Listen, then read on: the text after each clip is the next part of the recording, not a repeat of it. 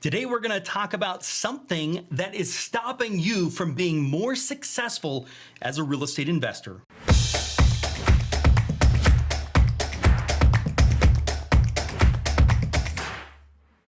So you're probably saying, Ryan, what's costing me a lot of money as a real estate investor? And I would say that the biggest thing that's costing you the most amount of money is the opportunity cost. It's the cost of not getting going. It's the cost of not having those deals coming in right now. It's that opportunity cost. So what happens? What prevents us from doing those? What prevents us from getting into a good deal versus a bad deal? Well, there's this thing called fallacies, logical fallacies. I'm going to show you what these are.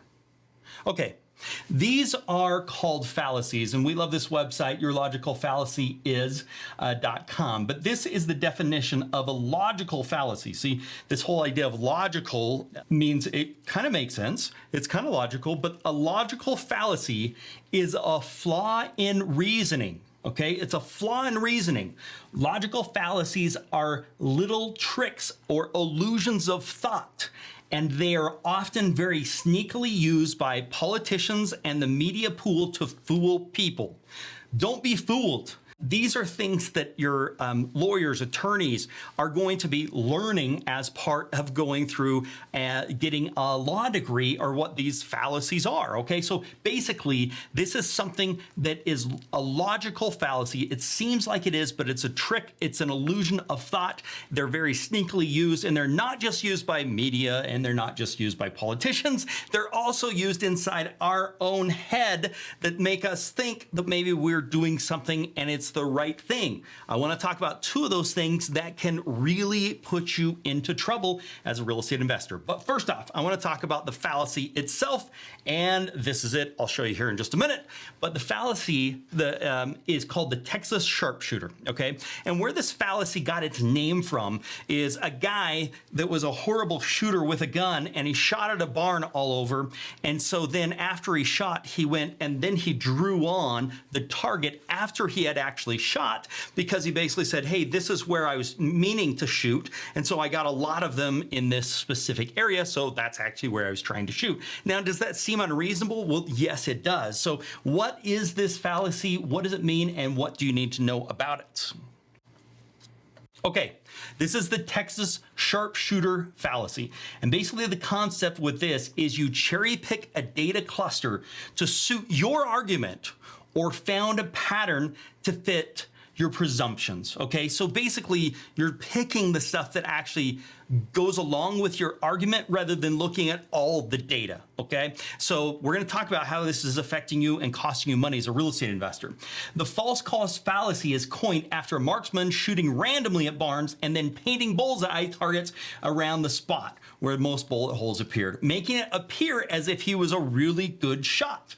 Clusters naturally appear by chance, but don't necessarily indicate that there is a causal relationship, okay? Let me give you a great example here. This is one of my favorites, is the makers of sugarette candy drinks point to research showing that the 5 countries where sugarette drinks sell the most possible units, 3 of those are on the top 10 healthiest countries on Earth. Therefore, sugarette drinks are healthy. Now, just because they sell a lot of them and that country is healthy doesn't necessarily mean that sugarette drinks are actually healthy. We know that. That makes a lot of sense to us. So how are we tricking ourselves with this Texas Sharpshooter logical fallacy? And I'm going to tell you 2 different ways that you're doing that. One way you're doing that is by valuing properties.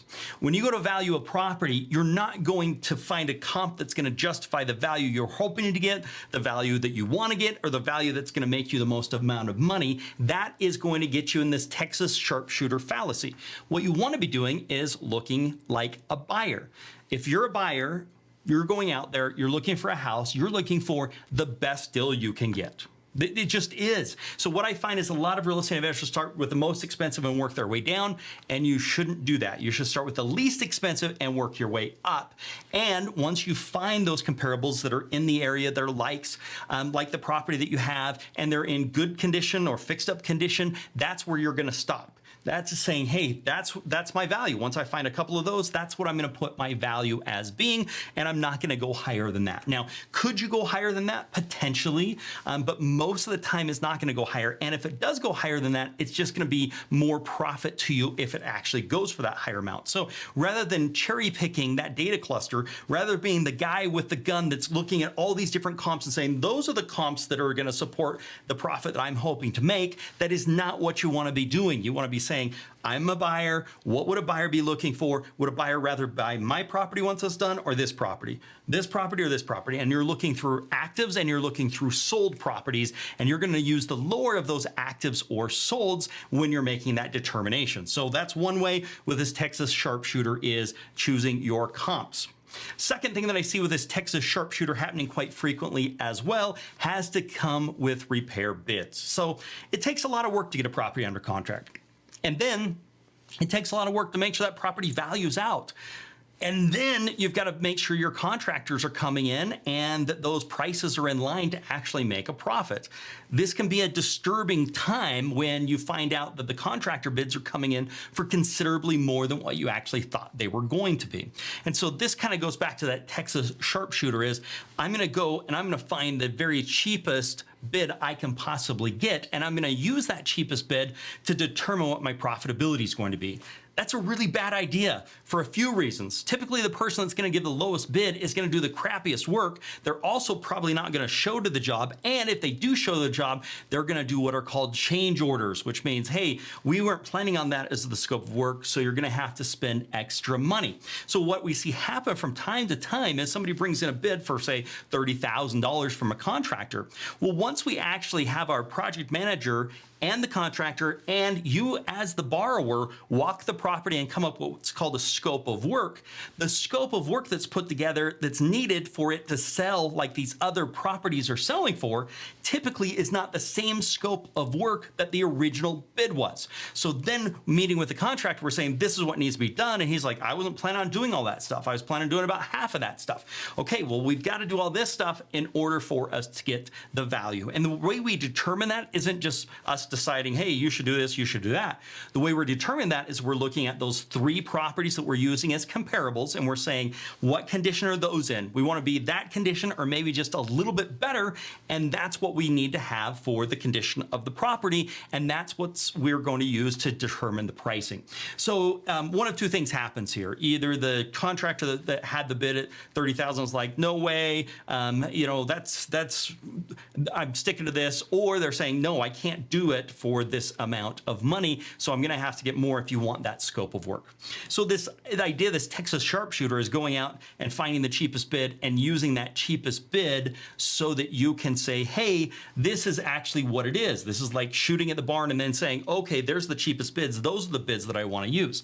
I highly recommend that you're getting multiple bids and multiple contractors. A few reasons for this is you want to really have a good idea what fair pricing looks like. The second thing is if for some reason your contractor doesn't follow through, doesn't get the work done, you want to have another contractor that's familiar with the property that is ready to go and jump on the property and get the work done. This is essential because time is money. All right, guys, don't fall into these fallacies, these logical fallacies. It's logical fallacies are little tricks or illusions of thoughts. The one we talked about today is this Texas Sharpshooter, and we talked about how choosing your comparables can be a fallacy and identifying your repair bids. Make sure you do it right, because one thing a lot of people don't realize is once the loan closes, there's no more money for repairs. If there is allocated budget of $50,000 for repairs, that's all there is allocated. So any additional money for those is going to come out of your pocket. And if you don't have the pocket to do that, there isn't more money that's coming from the lender because the loan's over and the loan's closed, which is going to put you in a horrible predicament. And that's something we absolutely do not want to see, which is why we take care of these things up front to make sure that we're on the same page to avoid this. And this is something to be thinking about because it's costing you money and time. All right, guys, make it a very profitable day, and I will see you next time.